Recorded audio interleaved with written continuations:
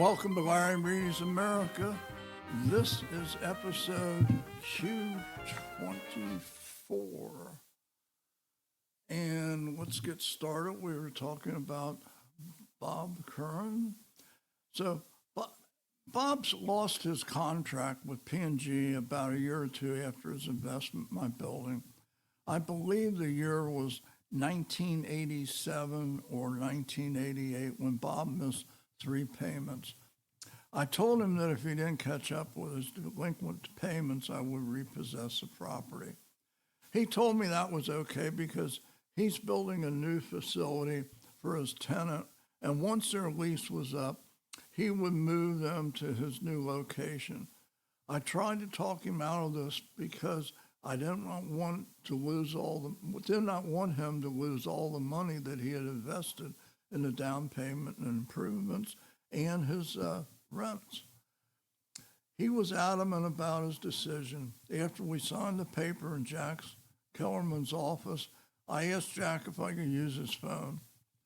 I called Terry Powell, the former financial officer at Margaret Mary Hospital, and was then the current financial officer at Lawrenceburg Community Hospital.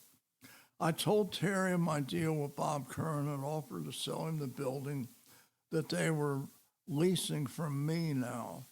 I gave him a non-negotiable price and suggested he present it to the board. 10 days later, they accepted my offer, and I made some serious money on this transaction. Bob Curran could have done the same thing, but he just didn't do well in some real estate transaction. Operating one business with 5 employees compared to 200 employees that were involved in my previous companies was like being on vacation. I added Ducati, Triumph, and Bimota motorcycles to my Honda, Yamaha, Kawasaki, and Moto Guzzi's franchises. We stayed at this location from 1985 and 2004. I will discuss the move later, but I want to share some memorable events that occurred over that period. My girls, Julie, Laura, and Donna, were college students at the same time in 1985. I asked the girls if they had summer jobs when school was out, and Julie said yes, but Laura and Donna said no, that they were going to start looking soon. Nancy and I decided if our children would be responsible for the first $2,000 of their tuition for 2 years, we would pay the rest. We believe it was important for the children to have a little of their own money invested in their future. I told our 2 jobless daughters to report to me at 9 a.m. the next day at the dealership and to wear old clothes. They showed up at 9 o'clock, at which point I gave them money to buy paint, rollers, and brushes. They painted the dealership building and had so much paint on them, I had a hard time to keep from laughing. I don't remember how many days it took to complete their task, but we never had to ask them again if they had a summer job. One afternoon, some guy stopped by and told me that he wanted to buy a Kawasaki 220 ATV and had a car to trade in. I went outside with him and discovered he had a Pontiac. In the book, I wrote GTO, but it was a Trans Am convertible. And he wanted to trade even for the $2,700 ATV. I knew the guy was drinking, so I told him, bring his wife to the shop, and if she said it was okay, I would trade even with him. He picked up his wife, he shrugged her shoulders and said whatever he wanted to do was okay with her. We finalized the deal, but the GTO was not a cream puff. Paint job was rough, and the electric motor for the convertible top was inoperative. I didn't want to spend any money on it, so I priced it for a quick sale. I put a for sale sign on it, and 15 minutes later, I sold it for $8,900.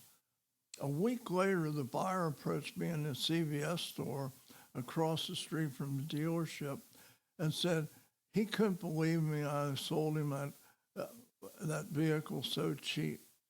He asked if I knew anything about automobiles. I said I probably didn't know enough about used car, but I know that if I can make $6,200 on a car that it was in my possession for 15 minutes, that it can't be all bad. He was speechless with a dumbass look. One cold, wintry morning in 1986, a 6'4" black guy walked into my shop wearing a navy pea coat and a knit cap pulled down over his ears. I introduced myself and he told me his name was Ken Reese. So we shook hands. He told me he was interested in a Goldwing and he asked me if he could sit on the one in the showroom. I told him, sure, sit on it. I'd be happy to answer any questions that he might have about the bike. We went to my office to talk price, but I can tell you about experience before.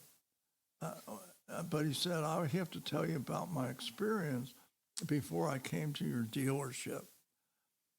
He informed me that he stopped at Dreyer Honda in Indianapolis because his home was 2 blocks away. After 10 minutes wandering around the showroom floor, he acknowledged that no one greeted him or even acted like he was in the store.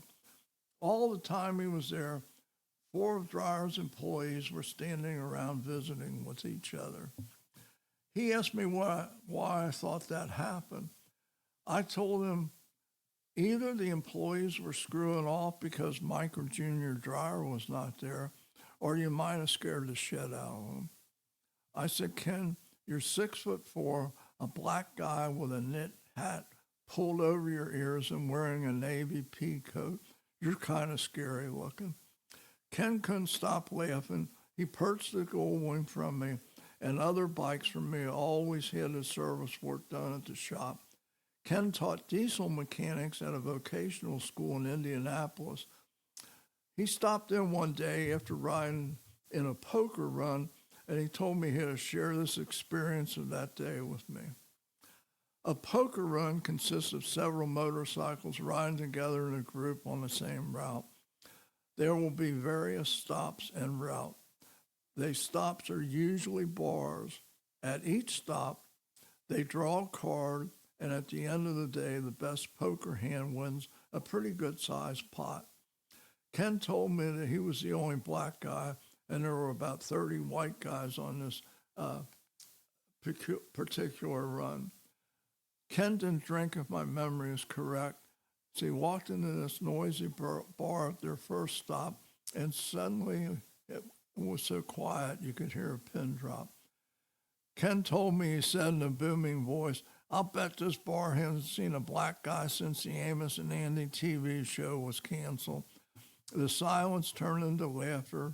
The bartender offered to buy him a drink, and I've considered Ken a very good friend who just happened to be my customer. After adding Ducati and Triumph to our brands, our customer base in Cincinnati and Indianapolis increased and expanded to Louisville and parts of southern Kentucky, Tennessee, and parts of Illinois. We also shipped some bikes to Texas and California. We had several bike rides starting at the dealership with as many as 100 riders from Cincinnati, Louisville, northern Kentucky, as well as several from Indiana. Several of our suppliers contribute accessories for door prizes, and usually we would sell 1 or 2 bikes as a result of using the dealership as a launch pad for the ride. My favorite ride was a Sunday ride to Mid-Ohio Racetrack. For once a year, they had super bike races there.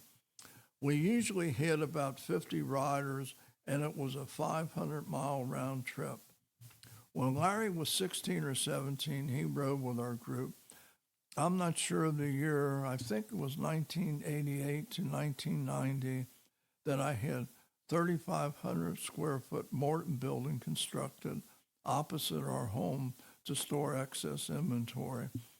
I paid for it personally and rented it to the company.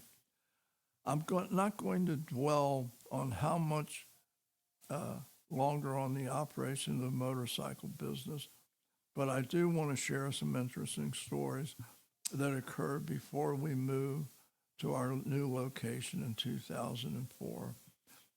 I had a used BMW motorcycle for sale when this older gentleman, about 60 years old, came into the shop from Cincinnati and purchased the bike. He paid for it and told me he would pick it up in 2 weeks. I asked him if he was going on vacation. He said that he just got out of an alcoholic rehab center and had to be evaluated by a psychologist before he could drive or ride a bike. I asked him if someone drove him to Greensburg, and he said, no, he took a chance because he wanted to buy a BMW. This was 2 weeks later. He came to pick up the bike, and I asked how the evaluation with the psychologist went. He replied to the interviewer. He had asked if he had quit drinking wine, and the customer told her that he had one a day. She said 1 glass a day isn't bad, but he didn't correct her because he actually drank a bottle every day. I ran through the operation of the bike with him, and he rode around the lot scaring the hell out of me because it appeared that he would fall off the bike or run into a parked car. I motioned for him to stop and asked if he would like me to ride his bike to Cincinnati for him so he could practice in the neighborhood.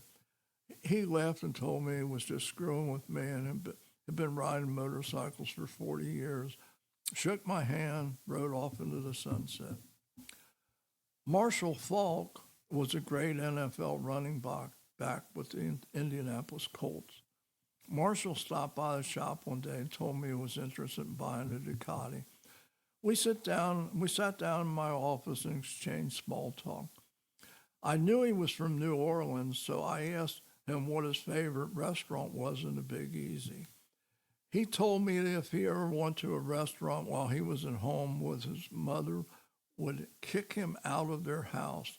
She took great pride in her Creole and Cajun cooking. I quoted Marshall a price on a Ducati 916. He came back with a counter offer. I said, Marshall, I'm not trying to take advantage of you because I know you have stupid money. So don't try to take advantage of me when I quote you a great price. He told me he was sorry, but everyone he deals with tries to screw him. He completed the deal, and Marshall really enjoyed Matt and Larry's company.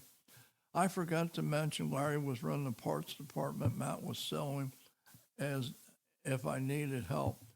Larry was busy. A couple weeks later, Marshall called to Larry to get a price on a performance exhaust system. He asked Larry if he could get a better price. Larry told him he wouldn't talk to me. Marshall told him forget it and ordered the exhaust. One final note on Marshall. Matt delivered the Ducati after we installed the exhaust system. Marshall lived across from the Colts practice field, and he had a fence in his residence with a large MF letters on his gate. Guess what Matt asked him?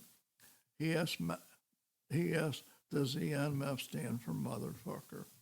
Okay, we'll continue this next episode. Here comes the national anthem.